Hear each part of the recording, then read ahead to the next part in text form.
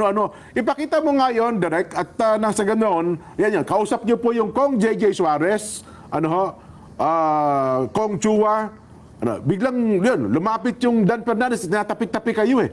Ang kausap ko, makikita mo dyan, Opo. si Kong JJ Suarez. Maliwanag yan, ha?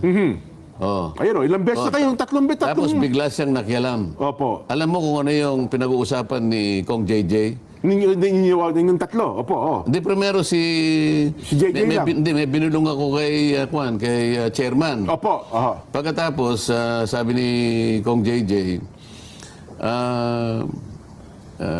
Kong Dan, sabi niya, pwede ba kanyang makiusap naman ako, sabi niya, kasi pagka ikaw ang nagpapaliwanag, kung ikaw ay abogado, sabi niya gano'n. Opo. Parang yung mga puntos namin ay nawawalan na kami ng parang parang yung sa amin ay baliwala lahat. Opo. Sana naman ay mabigyan naman kami kanya ng Sabi ko, Kong J, kung yan naman ang issue mo, nakikita mo naman, kapag ako ay nagbibigay ng komento at saka kung ano yung gusto kong i-emphasize sa aking pagsasalita, Opo. ito'y binabato ko sa chairman eh. Hindi ko naman ibinabato sa pansarili ninyong kung ano yung sinabi mo, kung ganito. Opo.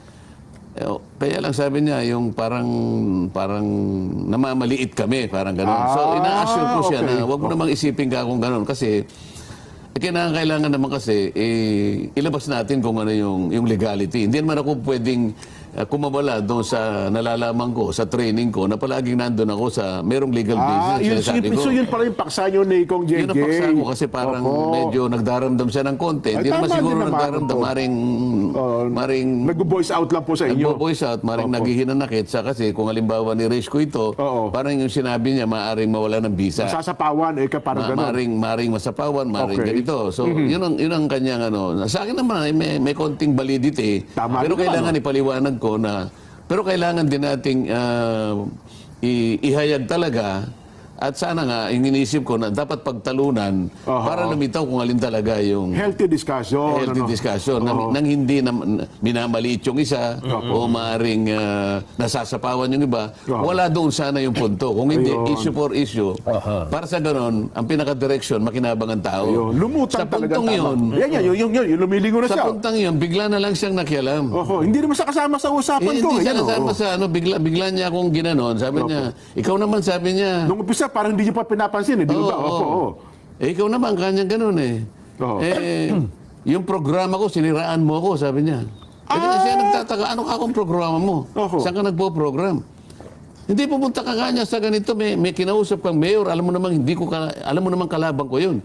Hindi mo dapat ginagawa yun. Nako, Sabi ko, hindi ko alam kung ano yung sinasabi mo. Basta't ako nagpupunta sa mga munisipyo. Siyempre po. Dahil sa ako'y nagpapahayag ng aking kagustuhan na, alam mo na. Tama po pero naman. hindi mo dapat ginagawa yun. Mali yun. Sabi niya? Sabi niya. So walang ginalaman po sa issue. Walang ginalaman sa issue eh. At meron daw akong kinausap na may siniraan ko daw siya. Siguro, magtawag siya ng sino man na nakinig doon sa aking pagsasalita nung ina-address ko yung audience. Sabagat makapalang tao talaga eh. Paano naman ako magsasalita naman ng paninira ng, alam kong Laguna yun. Alam kong kandidato siya pagka-gobernador. Ako ba naman, hindi ko naiintindihan. Unang-una, hindi ko gagawin yun. Siyempre po. Pangalawa, ang aking kandidatura ay nakasalig doon sa pangkalahatan. Wala naman akong pakialam doon sa local issues. Sa local issue kung magkakalaban sila o hindi. Kinakailangan bang humingi ako ng permiso sa mga kasama